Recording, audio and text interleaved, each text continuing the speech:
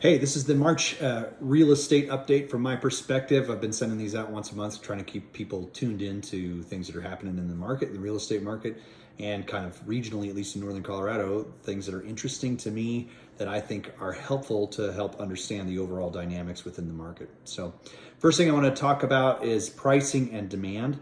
We are continuing to see prices really have upward pressure. It's not nearly doesn't seem to have a lot of relief in it. We are seeing new construction actually have an ability to be a little bit of a relief valve in this space that wasn't there last year.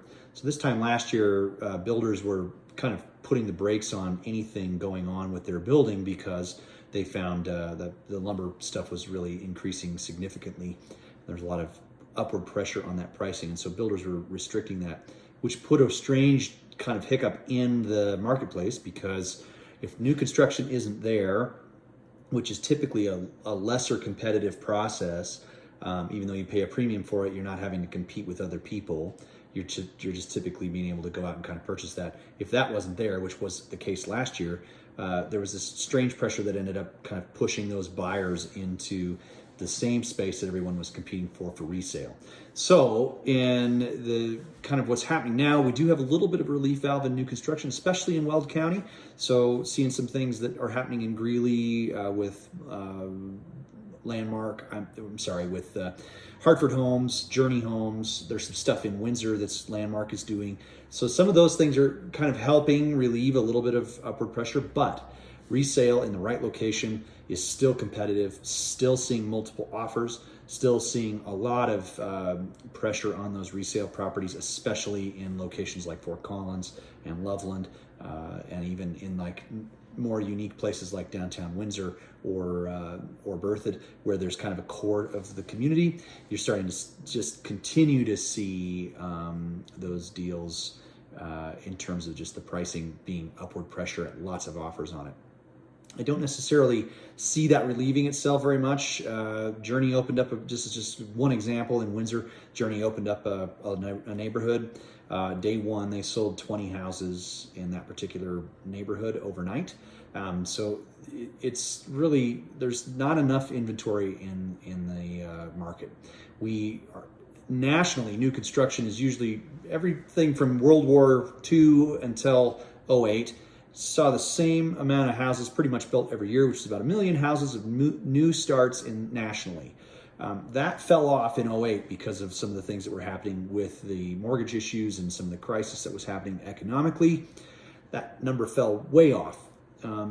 Now we still haven't replaced that ability to get back to that 1 million starts a year. We're somewhere in that 700 to 800,000 starts a year nationally. So if you can imagine, we've grown as a country and as a nation quite significantly with the number of people that have come, either through immigration or through birth rate and demographic changes. And those demographics have swept out into other places. So lots of people have had, there's kind of a great resort. That's a term that's been out there. So you're starting to see states like Colorado, Florida, Texas, places that other people that might be leaving from California, New York, they might be leaving from Oregon or Washington, coming to these spaces. That supply being undersupplied like that has a dramatic impact on our ability to actually keep up with pricing.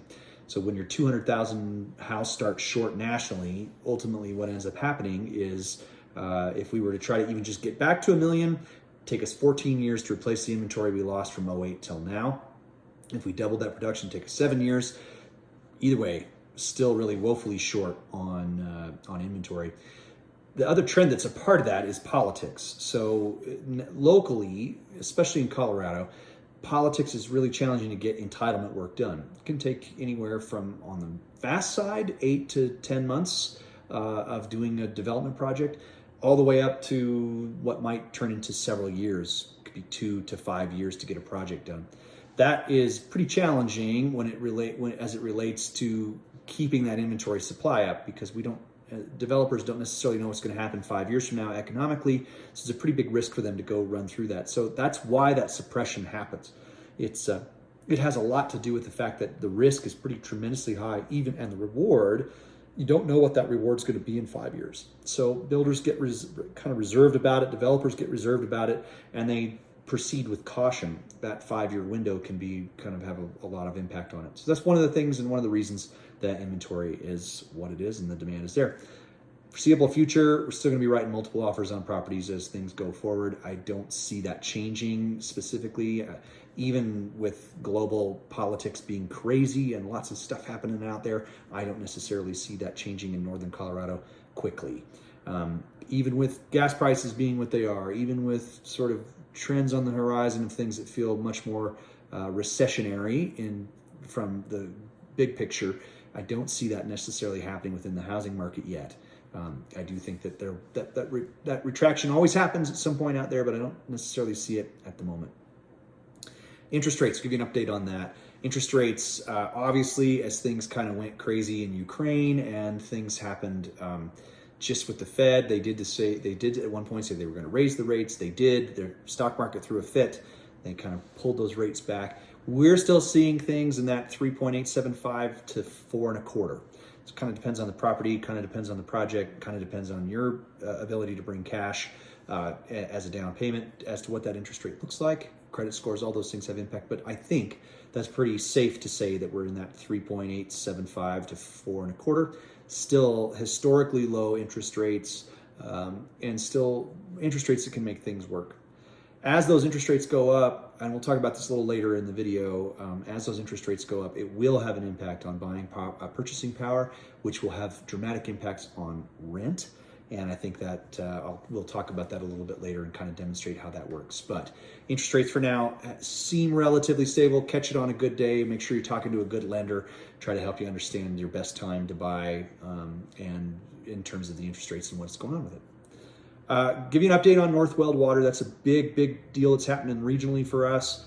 Weld water had put a moratorium on starting in September. No new taps. They extended that moratorium until May 31st of 2022. They did end up in a situation where they've released some taps limitedly. So they released about 120 taps in their district to try to kind of placate some of the situations that were going on with pre-sale homes, other things like that.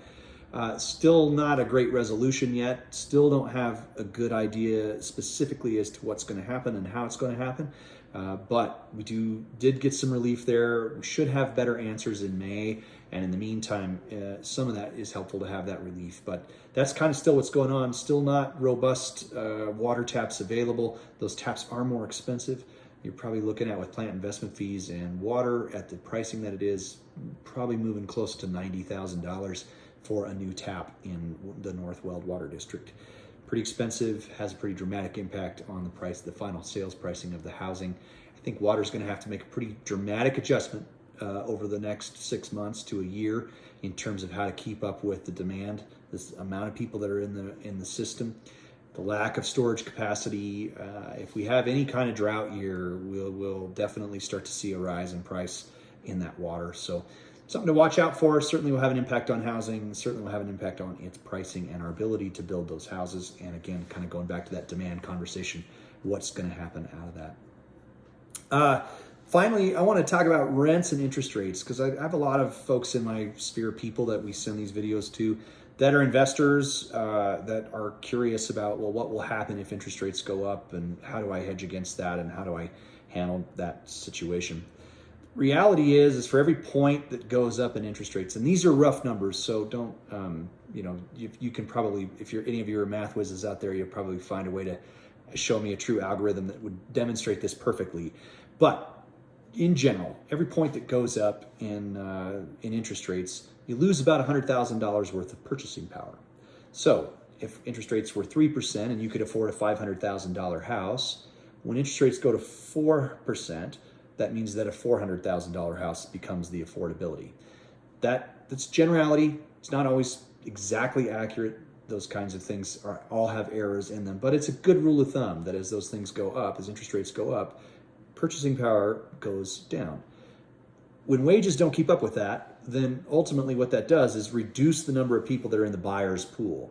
So the demand comes down on housing, but the reality of what then ends up happening is that the demand for rent becomes significantly higher.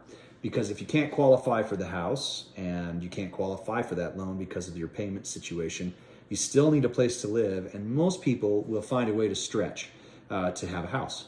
So even though they may not qualify for a traditional mortgage, they will probably qualify for rent.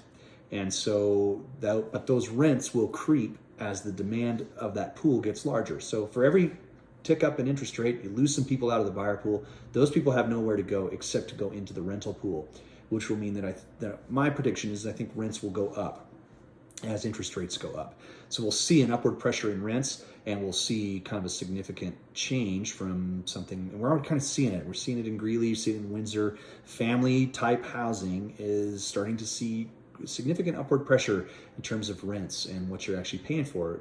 A lot of that has to do with metro districts and things and taxes that are on that side of the interstate, on the sort of that eastern side of I-25. Many of those neighborhoods are in metro districts. Those metro districts' taxes are higher, which pushes rents up higher. It pushes the cost to own those homes for an investor higher, but also the rents do kind of go with it because those are nice neighborhoods. They're family-oriented neighborhoods. People like them, and they want to be there. So I've been kind of monitoring rents. In Rain Dance, for instance, which is in Windsor, you start seeing houses that are in that 4 and 5 bedroom house category be in that $2,700 to $3,000. You can see those. You can check that out on Zillow. Those things are out there, and they're being rented. So even though those are high numbers, those are numbers that are being rented. I do think that has something to do with the fact that people maybe 6 months ago, when interest rates were 3.25, probably could qualify at 3.875 or 4.25, can't qualify, and so that's kind of pushing them out of the pool and getting them to the position where they actually have to rent. So I do think that's something to watch. I think it's interesting. I do think that's a piece of the real estate market that, if you are interested in investment, there are probably some analysis that you could make. Try to find out if your mortgage rate's at where you're comfortable with, whatever percentage down, where that works. If you push that to the other side, I think you'll find that the rents are actually starting to increase simply because interest rates are going up. So that's my take on Northern Colorado real estate this season, or at least for March. We'll do these. I do these every April. If you have anybody out there that is looking to buy a house and is interested in trying to understand our market, I do a monthly class that's a first-time home buyers class. It's a little misleading because I say it's a first-time home buyers class, but I think it's really anybody that wants to be oriented to the marketplace. If you're interested in being oriented to the Northern Colorado market, I do these monthly classes. You can email me or give me a telephone call or text. Be happy to do that. Get you in that class. It's really, I think it's pretty informative. It's about an hour. Usually run them at about 7 o'clock at night so that people can be off of work and we can go through everything. I talk about everything. Talk about inflation. I talk about Federal Reserve. I talk about water. I talk about the regional issues here that we face as people in real estate. I think it's helpful orientation to help you understand why does everything cost so dang much money around here, and what's actually happening within our market. So if you're interested in that class, or you have people that you think, hey, they would benefit from that, or they might be in the market, I don't necessarily need to look at being their broker. It's not a pitch. It's not a timeshare pitch. Nobody's going to Cavus and Lucas when it's all over. It's really there to try to give you information. So if you know somebody, even if they're working with a broker, I'd encourage them to bring their broker to that class. I think it's pretty helpful. And like I said, I do those once a month. Our next one is in April. It's first Wednesday in April, and first Tuesday in April. So would love to get you to the class if we can. Thanks to everybody again for doing business with me. I really appreciate it. Hopefully these continue to be helpful. If they ever aren't, you're more than welcome to unsubscribe to them. Just tell me in my email when I send it to you that, hey, look, I'm tired of looking at your mug. I'm out of here. So no big deal if it is. I'll still buy you a cup of coffee if you want. Have a great one, and we will talk to you next month.